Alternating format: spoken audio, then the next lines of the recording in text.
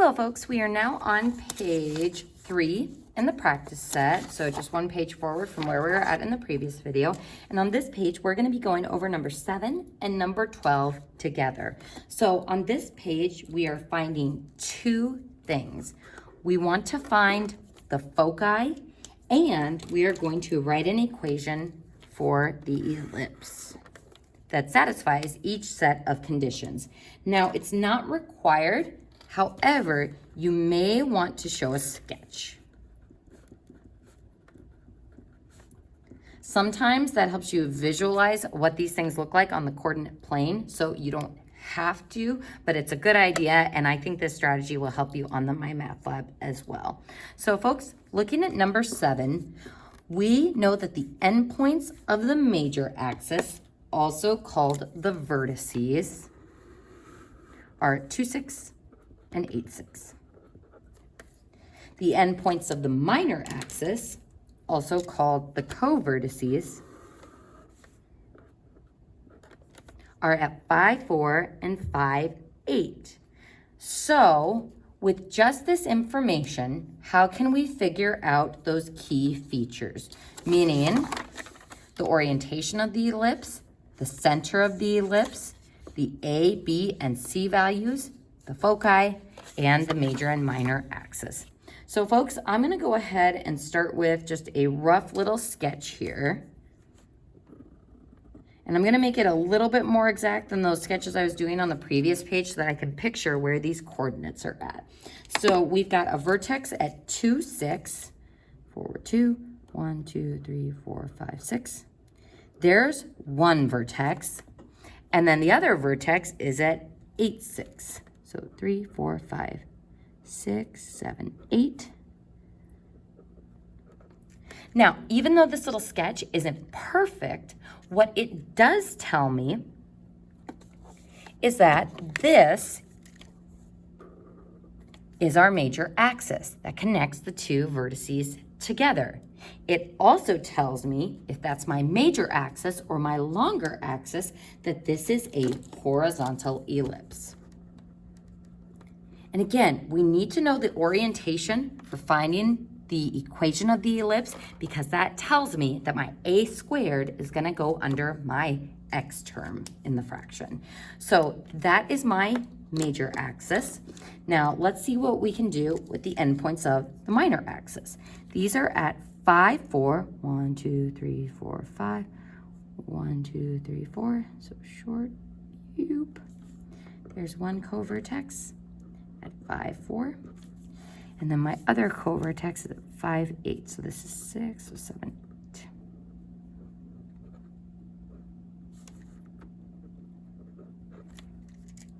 All right, so between those, we have the minor axis. So we can sketch what my ellipse would look like. Again, trying to make it round, not too football-y. And next, we want to figure out the center. Now, there's two ways that you can figure out the center. You can either use the midpoint formula, or you can kind of just eyeball it and count on your graph to figure out where that center would be.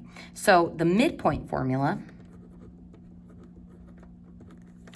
and this is something that sometimes comes up on the ACT, is x plus x divided by 2 and y plus y divided by 2.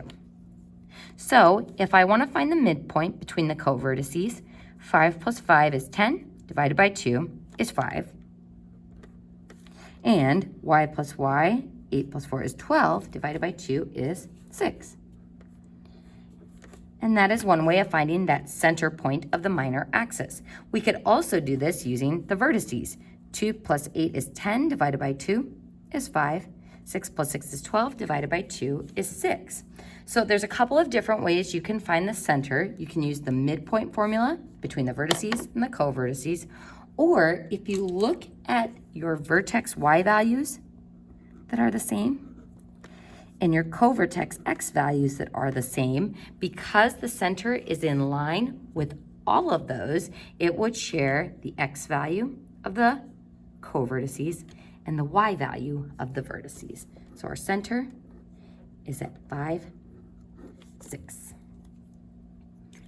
So how are we going to figure out, excuse me, how long the major axis is and how long the minor axis is?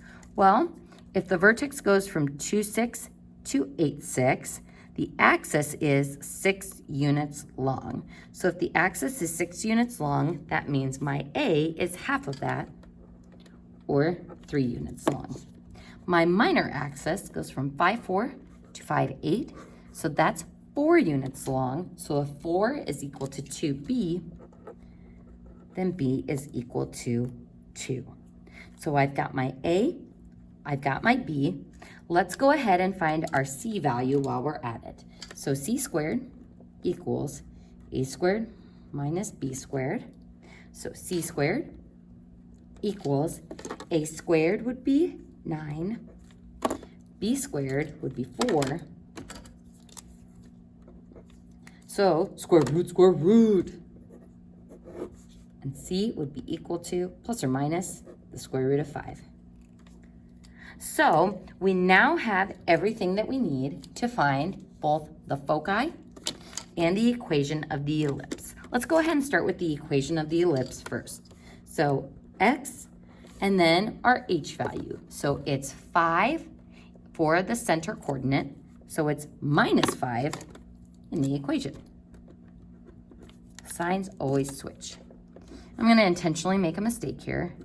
And for my y, it's 6 in the coordinate, so it's minus 6 in the equation. What's not great about this equation so far? First, it's missing the squareds. That's an important little detail.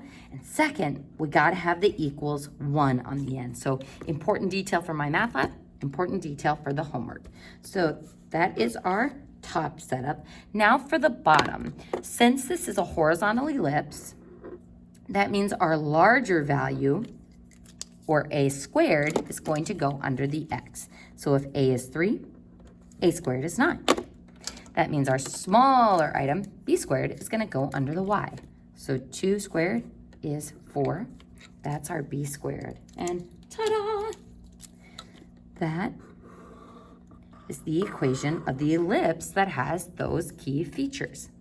Now, the last thing that we need to do is find the foci. So remember, your foci always lie on the major axis. So here, they are going to go left and right of the center because our major axis is going in the x direction. Excuse me. So what this means is to move left and right of the center, we are going to adjust that x value. So our foci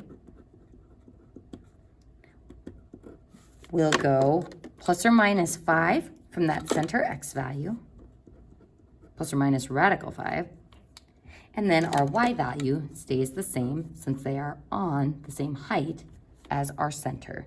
So those would be the coordinates of the foci. And just a reminder, folks, this actually represents 2 separate points. It's 5 plus rad 5, 6, and 5 minus rad 5, 6. So this is the right focus point. This one is the left focus point. So writing it in this condensed way is just a little less work, but that's why we have that plus or minus there to show the directional movement for the 2 points. And also, we can't simplify these because this is purely rational and that is purely irrational. So let's go ahead and move on down to number 12. And let's see what information we have here. First, it says the minor axis is 6 units long. And it's parallel to the x-axis. My major axis is 12 units long, and the center is at 6, 1. So we're already given the center. That part is helpful. So let's see if we can use this information to figure out our other key features. So first, the major axis is 12 units long. If the minor axis is 6 units long, that would mean my center is right here. And if it's 6 units long, it would be a distance of 3 from here to this covertex and a distance of 3 to that covertex. Or if you use the minor axis length as 6, that is equal to 2b. So b equals 3. So this is important because we're going to need both A and B and C to write the equation and to find the foci. So there's our minor axis. So our major axis is 12 units long, which means this has a length of 6, as does this one. And those are my vertices. So folks, if this is my major axis and this is my minor axis, the orientation of this ellipse would be vertical.